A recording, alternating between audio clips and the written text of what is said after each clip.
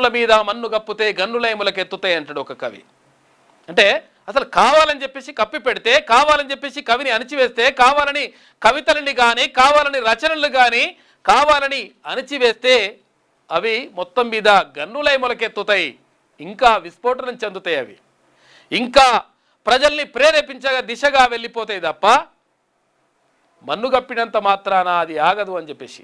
ఎందుకంటే ఇక్కడ అందశ్రీకి సంబంధించి గత ప్రభుత్వము అప్పుడు కేసీఆర్ ముఖ్యమంత్రిగా ఉంటే రకరకాలుగా జై జై హే తెలంగాణ గీతాన్ని మొత్తం రాష్ట్ర వ్యాప్తంగా పాడుకుంటా ఉంటే లేదు లేదు నేను రాష్ట్ర గీతంగా ప్రకటించను అని చెప్పేసి అక్కడ రాజగోపాల్ రెడ్డి ఒక క్వశ్చన్ అడిగిండు. అప్పుడు ఏది రాష్ట్ర గీతంగా జై జై హే తెలంగాణగా ఉంది అంటే లేదు లేదు ఎక్కడ నన్ను ప్రకటించిన మేము సూపి అని చెప్పేసి అప్పుడు కేసీఆర్ అన్నాడు. అది అటువంటి పరిస్థితి జరుగుతుందన్నమాట. పెన్నుల మీద మన్ను కప్పితే గన్నులైములకు ఎత్తుతాయి.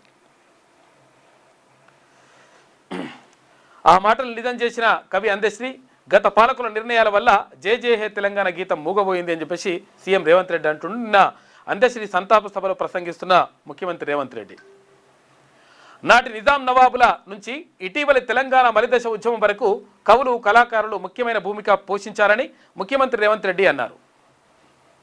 అయితే అప్పుడు నిజాం నుంచి అంటే నిజాంలో ప్రభుత్వం అంటే అప్పుడు ఉన్నటువంటి సర్కారు కూడా నియంతృత్వ పరిపాలన కొనసాగిస్తూ ఉంటే దాన్ని వ్యతిరేకిస్తూ అప్పుడు దాశరథి కృష్ణమాచార్యులు ఓ నిజాము పిచాసమా కానరాడు నిన్ను బోలిన రాజు మాకెన్నడే అని తీగిరలను తెంపి అగ్నిలో దింపినావు నా తెలంగాణ కోటి రతనాల వీణ అంటాడు.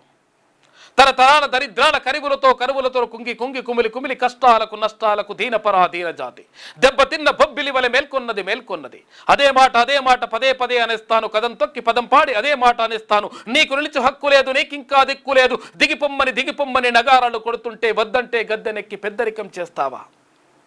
ఇట్లా నిజాం నిరంకుశత్వాన్ని ప్రశ్నించినటువంటి గడ్డ తెలంగాణ గడ్డ.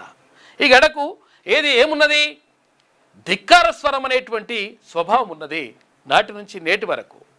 కాబట్టి ఇష్టం వచ్చినట్టుగా పరిపాలిస్తాం అంటే గొప్ప గొప్ప హిట్లర్ లాంటి వాళ్ళే ఆత్మహత్య చేసుకున్నారు. తన తుపాకీతో తాను కాల్చుకొని చచ్చిపోయిండు హిట్లర్. మేము ఇష్టం వచ్చినట్టుగా ప్రవర్తిస్తాం, ఇష్టం వచ్చినట్టుగా వ్యతిరేకంగా ప్రజలకు వ్యతిరేకంగా మేము పరిపాలన చేస్తాము అంటే డెఫినెట్గా నష్టమే జరుగుతుంది తప్ప లాభం జరగదు. ఇప్పుడు అధికారంలో ఉన్న వాళ్ళు ఎప్పుడైనా అనుకుంటారు ఇక మేమే అధికారం ఇక మాదే మొత్తం అని చెప్పేసి అది తప్పది. ఎందుకంటే మారుతూ కాలం మారుతూ ఉంటుంది. కాలచక్రంలో చాలామంది కాలగర్భంలో కలిసిపోతుంటారు. ఆ కలిసిపోయే క్రమంలో మంచి చేస్తే నిలిచిపోతారు, లేకపోతే కాలగర్భంలో కలిసిపోతారు. కాబట్టి మంచి చేసేందుకు ప్రయత్నం చేయాలి.